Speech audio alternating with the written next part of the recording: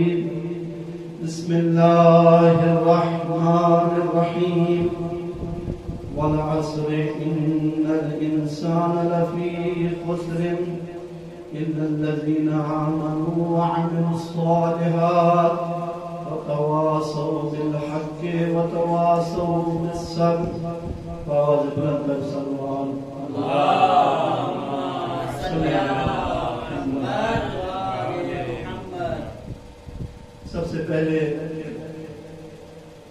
خداوند عالم کی بارگاہ میں التجا ہے، پروردگار دانیہ نے مجلس کی طرف سے یہ فرش عذاب بچھایا، خالق کائنات اپنی بارگاہ میں قبول فرمائے۔ تو پروردگار کہہ کہ محمد و آل محمد اس مجلس کا ثواب، قرآن خوانی اور حدیث حساب اور لنگر و نیاز کا ثواب مرحومہ سیدہ ہاشمی رضی کے روح کو احسان فرمائے، خالق کائنات ان کے درجات بلند فرمائے، ان کو محمد و آل محمد کی شفاعت نصیب فرمائے اور ان کی قبر کو جنت کے باغ میں سے باغ قرار دے۔ تو پروردگار سے دعا ہے، پروردگار بیمار کربلا کے صدقے دانیہ نے مجلس کو صحت کاملہ و عاجلہ عطا فرمائے اور ان کو طول عمر عطا فرمائے۔ پروردگار سے دعا ہے کہ پروردگار ہم سب کے مرحومین کے درجات بلند فرمائے اور ان کی قبروں کو جنت کے باغوں میں سے باغ قرار دے۔ اور آخر میں دعا ہے پروردگار ہمارے بار میں آقا کا جو ضرور فرمائے دعاؤں کی قبولیت کے لیے بابا سے بلند تر صلوات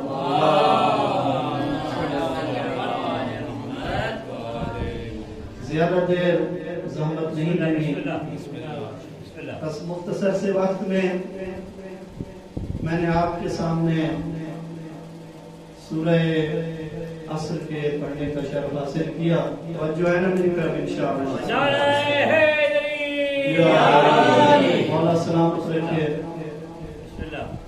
قبل اس کے کہ اس سورہ کے ضمن میں کچھ مطالب بیان کروں میرا دل چاہتا ہے کہ اس سورہ کی فضیلت میں جو ائمہ اہل بیت سے روایات وارد ہوئی ہیں ان میں سے فقط ایک روایت کو بیان کرنے کی سعادت حاصل کروں گا وہ اس لیے کہ جب قاری قرآن اس سورہ کو پڑھے تو پھر معرفت کے ساتھ پڑھے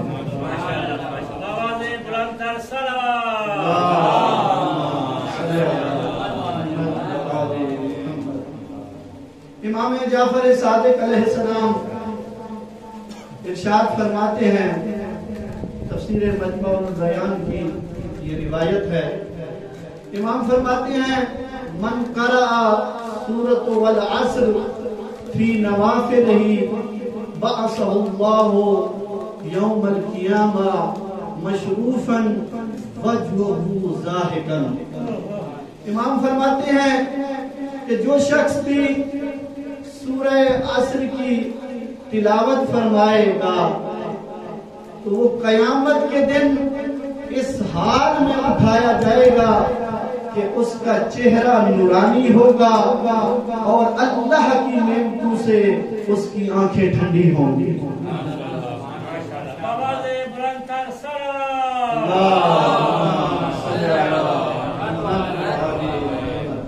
اور اس کے بعد امام فرماتے ہیں کہ جو شخص بھی اس سورہ کی تلاوت فرمائے گا حتی یدخل الجنہ یہاں تک کہ وہ جنت میں داخل ہو جائے گا عزیزو بہت بڑا شرف اور مقام ہے کہ جو شخص سورہ عصر کی تلاوت کرے اور امام فرماتے ہیں وہ قیامت کے دن جنت میں داخل ہوگا تو عزیزو میں یہاں پر سوال کرتا ہوں کہ اے فرزند رسول چاہے کافر پڑھے توجہ میری طرف ہے نا انشاءاللہ چاہے منافق پڑھے چاہے مشرک پڑھے چاہے دشمن اہل بیت اس سورہ کی تلاوت کرے اگر وہ تلاوت کرے گا تو وہ جنت میں داخل ہو جائے گا عجب نہیں امام فرمائیں گے ہرگز نہیں یہ ثواب کافرین کو شامل نہیں ہے یہ ثواب منافقین کو شامل نہیں ہے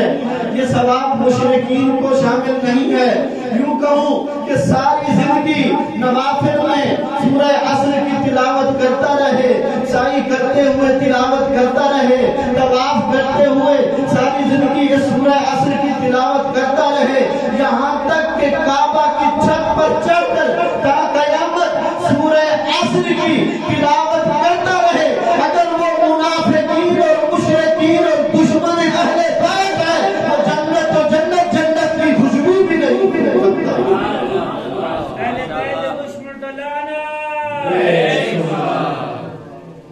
اس لیے کہ جنت پاک جگہ ہے جنت میں کافر نہیں جا سکتا منافق نہیں جا سکتا مشرک نہیں جا سکتا شک کرنے والا نہیں جا سکتا کیونکہ جنت پاک جگہ ہے تو بس مجھے کہنے دیجئے جنت طاہر و پاک جگہ ہے اور جب جنت حضرت آدم کے ترک اولا کو متحمل نہ ہو سکی تو کافرین کو کیسے برداشت کرے گی نعرہ تکبیر نعرہ رسالت یا رسول اللہ نعرہ حیدری یا علی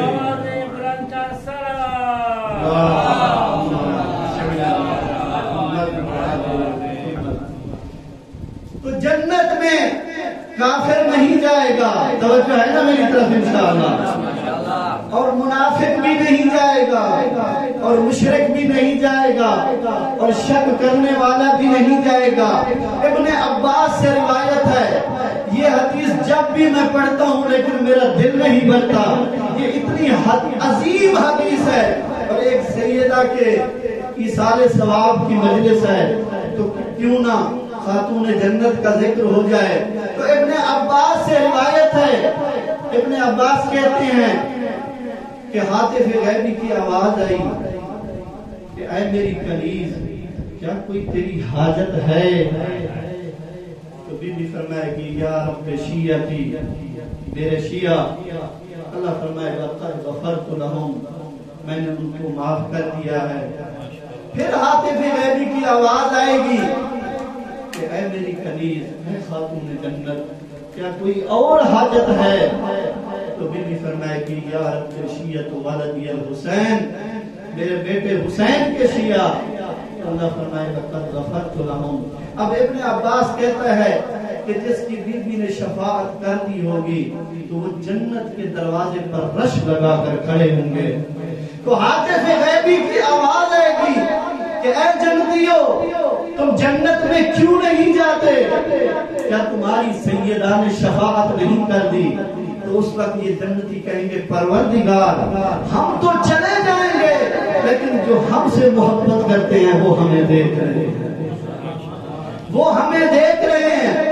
ہم تو جنت میں چلے جائیں گے لیکن ہمارے چاہنے والے جنت میں نہ جائیں، یہ ہم سے یہ برداشت نہیں ہو رہا، ہم اس لیے کھڑے ہیں۔ تو راوی لکھتا ہے اس وقت ہاتف غیبی کی آواز آئے گی یا احبائی من احبکم بحب فاطمہ، من سقاکم بحب فاطمہ، من قساکم بحب فاطمہ۔ اے جنتیوں، جس نے تجھے فاطمہ کی محبت میں کھانا کھلایا، جس نے تجھے فاطمہ کی محبت میں لباس پہنایا، جس نے تجھے فاطمہ کی محبت میں پانی پلایا، تم اس کو اپنے ہاتھ سے پکڑو اور جنت میں لے جاؤ۔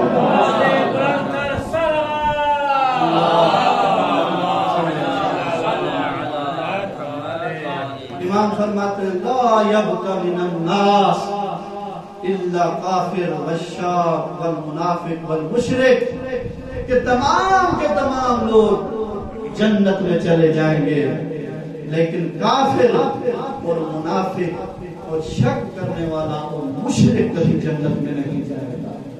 تو عزیزو، تو جنت پاک جگہ ہے تو کافر جنت میں نہیں جا سکتا۔ اور عزیزو، آپ مجھ سے بہتر جانتے ہیں، ایک ہوتا ہے کفر خفی، ایک ہوتا ہے کفر جلی۔ کفر اور کافر اس کو نہیں کہتے کہ جو فقط اللہ کا انکار کرے، رسول کا انکار کرے تو وہ کافر ہے، بلکہ جو منصوص من اللہ امام کا انکار کرے وہ بھی کفر کے دائرے میں آتا ہے۔ روایت معتبرہ ہے، رسول خدا فرماتے ہیں یا ابا ذر من آمن بی وصدقنی فلیتولی علی ابن ابی طالب، اے ابو ذر جو مجھ پر ایمان لے آیا اور میری نبوت کی تصدیق کی، فلیتولی علی ابن ابی طالب، تو علی ابن ابی طالب کی ولایت کا اقرار کرے۔ اس کے بعد رسول کہتے ہیں فَوِلَایَتُهُ وِلَایَتِي، کہ علی کی ولایت میری ولایت ہے اور میری ولایت اللہ کی ولایت ہے۔ اس کے بعد رسول فرماتے ہیں فَمَنْ أَبَى فَقَدْ كَفَرَ، کہ جس نے ہماری ولایت کا انکار کیا وہ کافر ہے۔ امت مسلمہ کے خلیفہ کہتے ہوئے جو نظر آتے ہیں، کہتے ہیں رسول کے بعد سب سے افضل شخصیت علی ابن ابی طالب ہے۔ فَمَنْ أَبَى فَقَدْ كَفَرَ، جس نے علی کی فضیلت کا انکار کیا وہ کافر ہے۔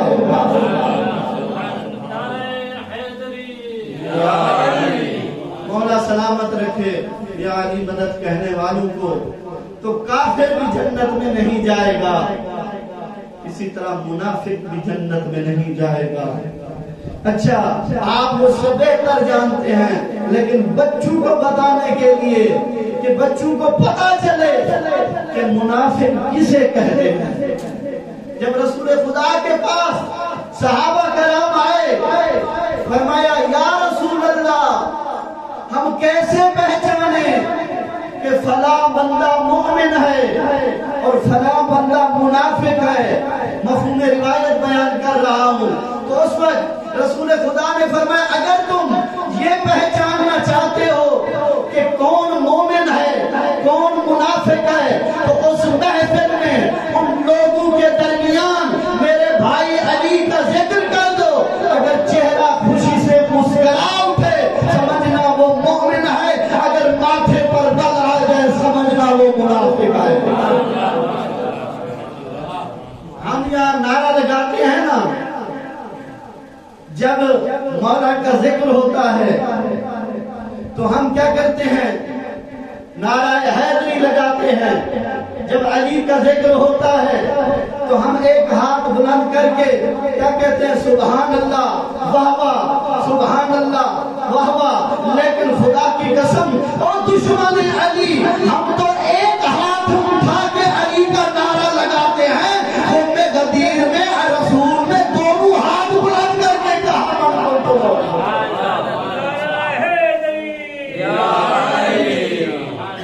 رسول نے دونوں ہاتھ اٹھا کے کہا، علی کی فضیلت کا اقرار کیا۔ تو عزیزو یہی وجہ ہے ہم یہاں نعرہ لگاتے ہیں اور پہچان جاتے ہیں فلاں بندہ مومن ہے اور فلاں بندہ منافق ہے۔ اس دور میں بھی منافق ہوا کرتے تھے، صحابہ کرام بھی ایک نعرہ لگاتے تھے۔ آپ مجھ سے سوال کرو ناصر وہ کون سا نعرہ تھا؟ صحابہ نعرہ لگاتے تھے حب علی رحمت اللہ و بغض علی لعنت اللہ،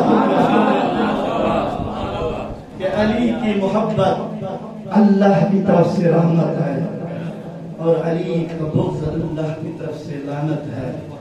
تو عزیزو اسی طرح منافق بھی جنت میں نہیں جائے گا، مشرک بھی جنت میں نہیں جائے گا، اور اسی طرح شک کرنے والا بھی جنت میں نہیں جائے گا۔ تو امام فرماتے ہیں کہ جو شخص بھی سورہ عصر کی تلاوت کرے گا وہ قیامت کے دن جنت میں داخل ہوگا۔ جس سورہ کو میں نے پڑھنے کا شرف حاصل کیا ہے، علماء اور فضلاء کا مجمع ہے، لیکن بچوں کے استفادے کے لیے تاکہ بچوں کو اس کا ترجمہ یاد ہو جائے، ارشاد رب العزت ہوتا ہے والعصر ان الانسان لفی خسر، کہ قسم ہے عصر کی، انسان من حیث الجنس خسارے میں ہے، کیونکہ یہاں الف لام جنس کا ہے۔ انسان من حیث الجنس خسارے میں ہے۔ میں کہتا ہوں پروردگار اگر انسان گھاٹے میں ہے، اگر اتنا گیا گزرا ہے تو پھر انسان کو بنایا کیوں ہے؟ اللہ نے فرمایا نہیں الا الذین آمنوا، مگر وہ لوگ جو ایمان لائے اور نیک عمل کیے، اور اس کے بعد اللہ فرماتا ہے حق کی وصیت کرتے ہیں، ایک دوسرے کو حق کی وصیت کرتے ہیں اور ایک دوسرے کو صبر کی وصیت کرتے ہیں، وہ انسان گھاٹے میں نہیں ہے۔ یہ مفہوماً ترجمہ تھا اس سورہ کا۔ آئیں روحانی معراج کریں کہ اس سورہ میں اللہ اور کیا کہنا چاہتا ہے۔ عزیزان گرامی قدر، اگر آپ لغات کی کتابوں کو دیکھیں تو عصر کے 30 سے زیادہ مشتقات بیان کیے گئے ہیں، اور اگر 30 مشتقات ہیں یا 30 سے زیادہ ہیں تو اس کے معنی بھی اسی طرح بنیں گے، لیکن میں ان میں سے متفقہ جو ابنائے عامہ نے بھی بیان کیے ہیں اور مفسرین اہل بیت نے بھی بیان کیے ہیں، کچھ معانی بتا کے پھر اس کے بعد یہ دیکھیں گے کہ اہل بیت کی نظر میں عصر کا کیا معنی ہے۔ आवाज बुलंद कर सल्लल्लाहु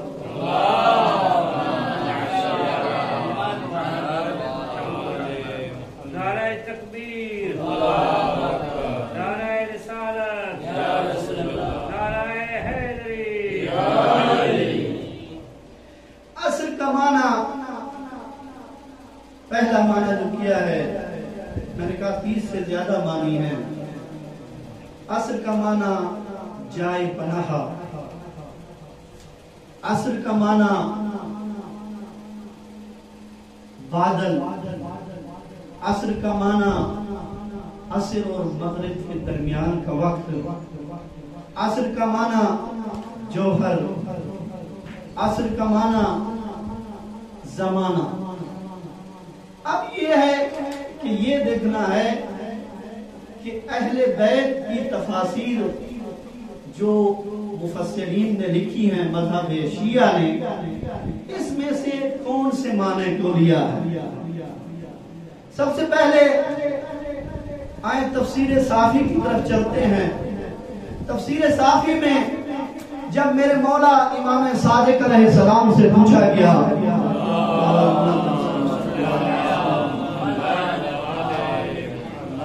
इमाम से पूछा गया कि सरकार सूरह असर में वल असर इन्नल इंसाना वल असर से क्या मुराद है, इसका क्या मिस्दाक है। उस वक्त इमाम अलैहिस्सलाम ने फरमाया वल असर हुवा खुरूज कायम आले मोहम्मद। अल्लाह कहना ये चाहता है कि जब मेरा 12वां हादी ज़हूर करेगा, उस ज़हूर के वक्त की कसम इंसान खसारे में। उसके बाद एक और तफसीर में एक और माना बयान किया गया, पर मैं असर काला अक्समा बिस्सलातिल असर अल्लज़ी सल्लाहा अमीरुल मुमिनीन, के असर से मुराद अमीर कायनात की वो असर की नमाज का वक्त है जो इमाम ने हालत रकू में जिसमें अंगूठी दी थी। तीसरा माना जो किया गया है, फरमाया असर से मुराद अक्समा सलातिल अबा अब्दुल्लाह हुसैन फी यौम आशूरा, कि असर से मुराद इमाम हुसैन अलैहिस्सलाम की करबला के मैदान में नमाज का वक्त है जो इमाम हुसैन अलैहिस्सलाम ने अदा की थी। अब मुझे नहीं पता कौन जाग रहा है और कौन मेरी तरफ मुतवज्जे है। अगर अब मैं माना यूं कहूं कि नमाज़े हुसैन की कसम, नमाज़े अली की कसम और इमाम हुसैन के उस मुंतकिब की कसम, जब वो ज़हूर करेगा इंसान खसारे में। अच्छा, एक और कदम आगे बढ़ाते हैं। अल्लाह ने क्या फरमाया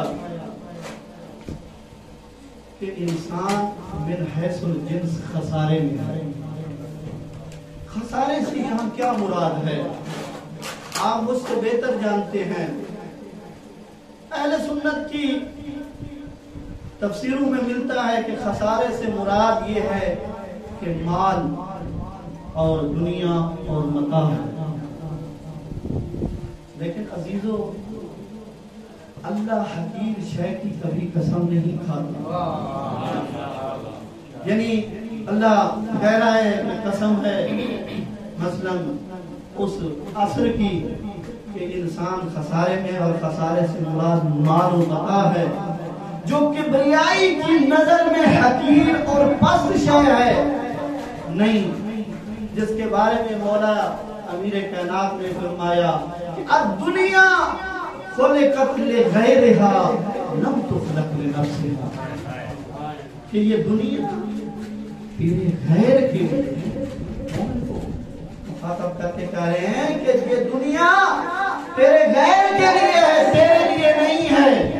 और इमाम एक और मकाम पर फरमाते हैं मन तलब दुनिया तलब मौत, حتی یخرجہ عنہا، کہ جس نے دنیا کو طلب کیا اس نے موت طلب کیا، یہاں تک کہ یہ دنیا اس کو اس زمن سے نکال کر باہر پھینک دی تھی اور اس کے ہاتھ اس دنیا کے علاوہ کچھ نہیں ہوگا، حتیٰ کہ دنیا بھی ساتھ نہیں ہوگی، جو کچھ کمایا تھا یہاں بچ جائے گا۔ امام فرماتے ہیں ان اعظم الحسرات یوم القیامت حسرت، کہ امام فرماتے ہیں حسرت کے ساتھ اس حدیث کا مفہوم یہ ہے کہ مولا فرماتے ہیں کہ ایک شخص کہ جس نے حرام طریقے سے دنیا کو کمایا اور وہ چلا گیا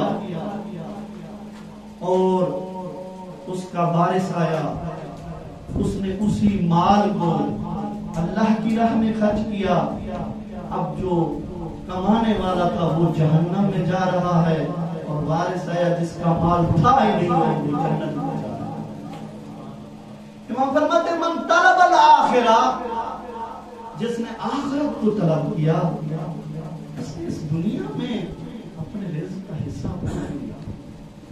تو دنیا اس خسارے سے مراد دنیا نہیں ہے، مال و متاع نہیں ہے۔ تو آئیں قرآن سے استفادہ کرتے ہیں کہ اللہ نے کن کن چیزوں کو خسارے میں گنا ہے۔ سورہ نساء ارشاد رب العزت ہو رہا ہے، بسم اللہ الرحمن الرحیم، من اتخذ شیطانا ولیا من دون اللہ فقد خسر خسرانا مبینا۔ ارشاد رب العزت ہو رہا ہے کہ وہ کہ جس نے اللہ کے علاوہ شیطان کو اپنا ولی مانا وہ کھلم کھلا خسارے میں ہے، وہ خسارے کی زد میں ہے۔ عزیزان اکرام قدر، جب یہ آیت نازل ہوئی، توجہ ہے نا میری طرف انشاءاللہ، نعرہ تکبیر، نعرہ رسالت، نعرہ حیدری، آواز بلند السلام۔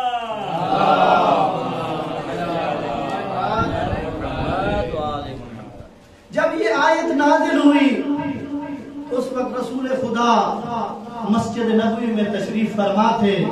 جیسے ہی آیت نازل ہوئی رسول نے کسی سے سوال نہیں کیا، رسول نے کسی سے نہیں پوچھا، رسول نے دائیں دیکھا بائیں دیکھا، کہ جیسے ہی مجمع دیکھا تو نظر علی ابن ابی طالب پر ٹکی، تو اس کے بعد رسول اکرم علی ابن ابی طالب کی طرف مخاطب ہو کر کہتے ہیں یا علی من اتخذک ولیا غیرک فالشیطان ولیہ، یا علی جس نے تیرے علاوہ کسی کو ولی بنا اس کا ولی شیطان ہے۔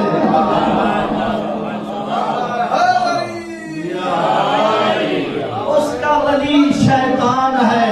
تو اے دنیا والو، اب بھی وقت ہے منصوص من اللہ، امام کو ولی مان، اگر اس کے علاوہ کسی کو تو ولی مانے گا گویا کہ تم نے شیطان کو مانا ہے۔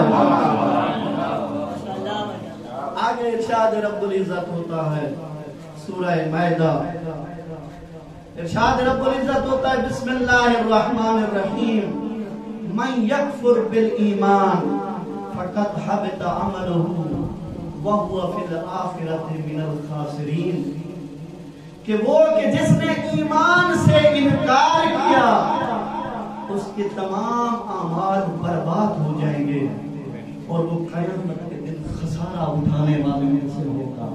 تو آپ خاموش کیوں بیٹھے ہیں؟ اب یہ بھی بتاؤں کہ ایمان سے مراد کون ہے؟ ایمان سے مراد کون سی ہستی ہے؟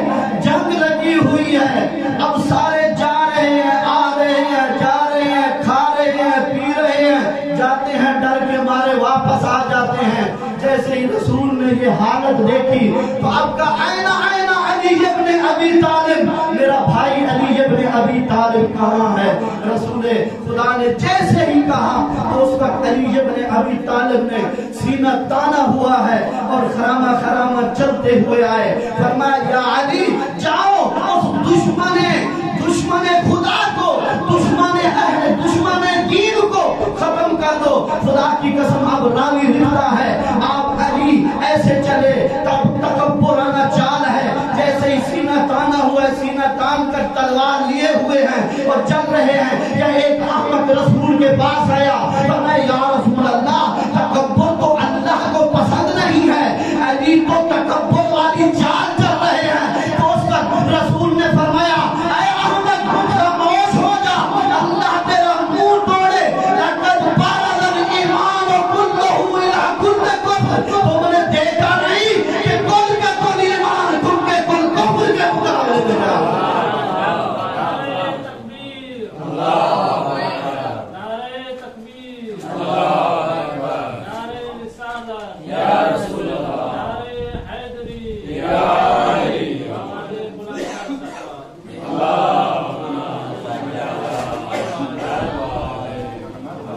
عزیزان گرامی قدر, آپ مجھ سے بہتر جانتے ہیں ضعیف سے ضعیف روایت کوئی نہیں دکھا سکتا کہ یہ جو لقب ایمان کا ہے علی کے علاوہ کسی اور کو عطا فرمایا ہو. مذہب عامہ بھی لکھتے ہیں اس حدیث کو, فرمایا یا علی حب کا ایمان و تقوی و بغض کا کفر و نفاق. یا علی تیری محبت ایمان اور تقوی ہے اور تیرا بغض کفر و نفاق ہے. تو عزیزو اس خسارے سے بچنا چاہیے. گویا کہ جس نے ایمان سے انکار کیا اس نے علی سے انکار کیا, اس نے منصوص من اللہ امام کا انکار کیا. اور اللہ کیا کہہ رہا ہے, وہ قیامت کے دن خسارہ اٹھانے والے میں سے ہوگا. آگے ارشاد رب العزت ہوتا ہے سورہ کہف, رسول خدا فرماتے ہیں کہ جب یہ آیت نازل ہوئی اس وقت بہت سارے لوگ میرے پاس جمع تھے. تو اس وقت یہ آیت نازل ہوئی سورہ کہف میں ارشاد ہوتا ہے قل هل ننبئکم بالاخسرین اعمالا, کہ اے میرا حبیب ان کو اطلاع دے دیجئے یہ جو عمل کر رہے ہیں عمل کے باوجود بھی یہ بہت سارے خسارے ہیں. اب مفسرین لکھتے ہیں کہ اعمال بھی کر رہے ہیں, اعمال کرنے کے باوجود اللہ کہہ رہا ہے ان کو اطلاع دے دو یہ جو تم عمل کر رہے ہو یہ عمل کرنے کے باوجود بھی تم بدترین خسارے میں ہیں. مفسرین کہتے ہیں کہ بہت زیادہ خسارے میں یہ لوگ کیوں ہوں گے. تو خود اللہ تعالیٰ بھی ارشاد فرماتا ہے, اللہ فرماتا ہے کہ یہ لوگ وہ ہیں بہت سارے خسارہ اٹھانے والوں میں سے کیونکہ یہ آیات کا انکار کرتے ہیں. توجہ میری طرف ہے. اب آیت کا انکار کرتے ہیں, آیت سے مراد قرآنی آیت ہے. جو قرآنی آیت کا انکار کرے وہ کافر ہے. اگر قرآنی آیت کا انکار ہے تو پھر عمل کیوں کر رہے ہیں. اور عزیزو اللہ نے متعدد مقامات پر آیت کا تذکرہ کیا ہے, وَجَعَلْنَا مَرْيَمَ وَأُمُّهُ آیَةً, کہ ہم نے عیسیٰ اور عیسیٰ کی ماں کو آیت کہا. تو اس کا مطلب یہ ہے کہ فقط آیت اس قرآن کی آیت کو نہیں کہتے بلکہ نبی بھی آیت ہوتا ہے. حتیٰ کہ اللہ حضرت عیسیٰ کی ماں کو بھی آیت کہہ رہا ہے. اور ادھر دیکھیں ناقہ صالح اس کو بھی اللہ اپنی نشانی قرار دے رہا ہے. تو اب جو بھی آیت کا انکار کرے تو اللہ کہہ رہا ہے کہ وہ خسارے میں ہے. تو اے دنیا والوں اگر کوئی آیت کا انکار کرے وہ تو خسارے میں ہے, اور جو آیت کبریٰ کا انکار میں خدا جانے اس کا کیا اثر ہوگا.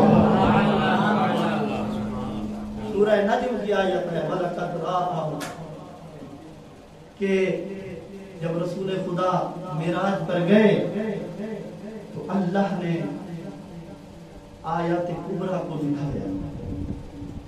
تو روایت میں ملتا ہے کہ حضرت ابو ذر اور سلمان فارسی میرے مولا امیر کائنات کے پاس آئے اور فرمایا اے ابو الحسن جب رسول معراج پر گئے تھے اور وہاں پر آیت کبریٰ کو دیکھا تھا، اس آیت کبریٰ سے مراد کون ہے اور اس کا مصداق کون ہے؟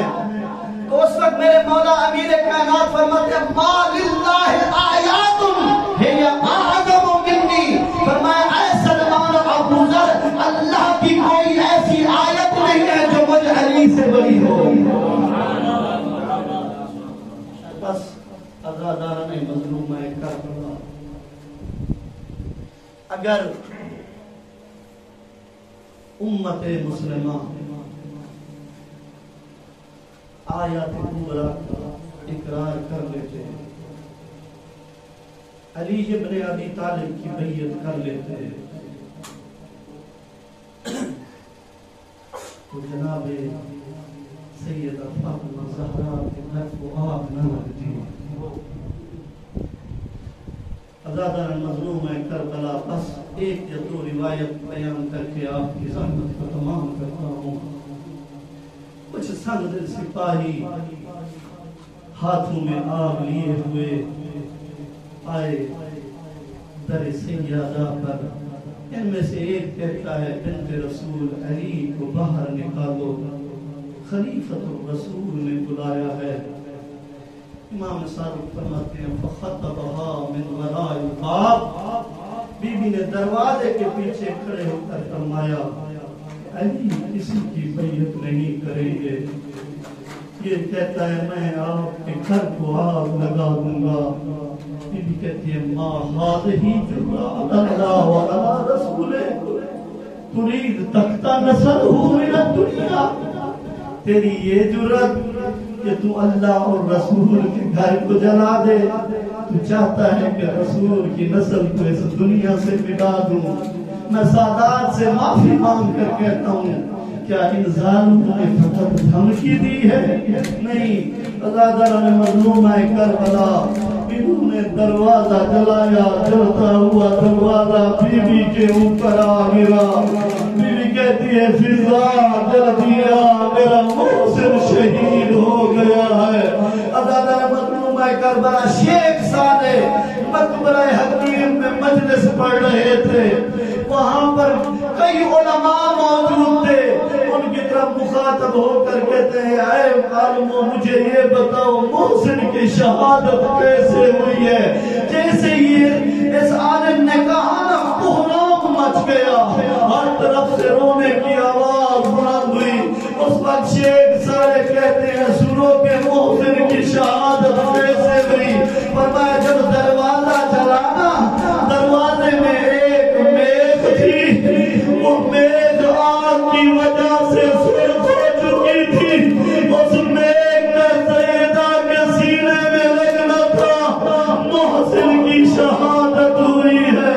عبدالرزاق مکرم کہتے ہیں یہ ظالم اندر داخل ہوئے، وصفق علی خدها من صفقت من ظاہر الخمار انقطع کرتها وتناثر الى الارض۔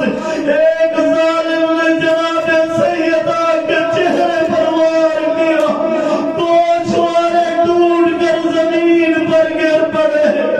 لم یکتف عدو اللہ، یہ ظالم نہیں رکا، انفذ کو حکم دیا۔ اس ظالم نے تلوار کی نیام سے جناب زہرا کے عزاداران مظلومہ کربلا، میرے مولا کو زبردستی گرفتار کیا گیا۔ سنو کہ میرے مولا کی کیا حالت ہے، مکشوف الراس امامته علی رکبتہ، قد ارادوا قتلہ، امامہ کھل کر گلے میں آیا ہوا ہے، چاہتے ہیں علی کو قتل کر دیں۔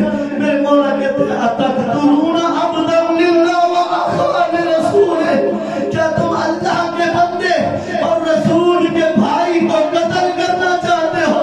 یا ایک ظالم کہتا ہے یا علی ہم آپ کو اللہ کا بندہ تو مانتے ہیں لیکن رسول کا بھائی نہیں مانتے۔ یا ادھر سے ایک ظالم تلوار لے کر آگے بڑھا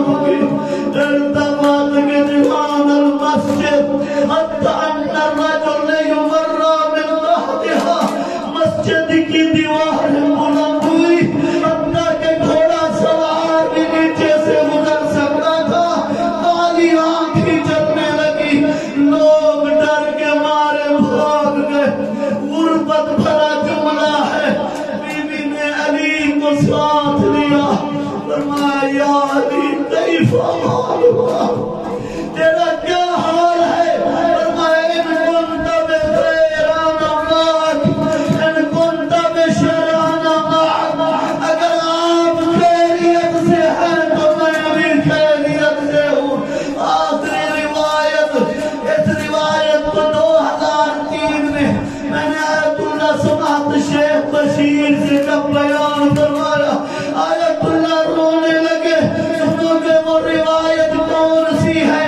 ایک مرتبہ جناب سیدہ مصلی عبادت پر ہے صحابہ نے بڑی کوشش کی کہ یہ آنکھ میں زخم چھپائے رکھوں جب علی نے دیکھا یا زہرا یہ زخم کہاں سے لگا ہے تو بی بی کہتی ہے یا علی من اليوم الذي أخرجوك فيه رجع اللعين لطم على عيني یا علی جب آپ کو گرفتار کر کے لے کے جا رہے تھے ایک ظالم نے میرے چہرے پر تماچا مارا جس کی وجہ سے آنکھ زخمی ہو گئی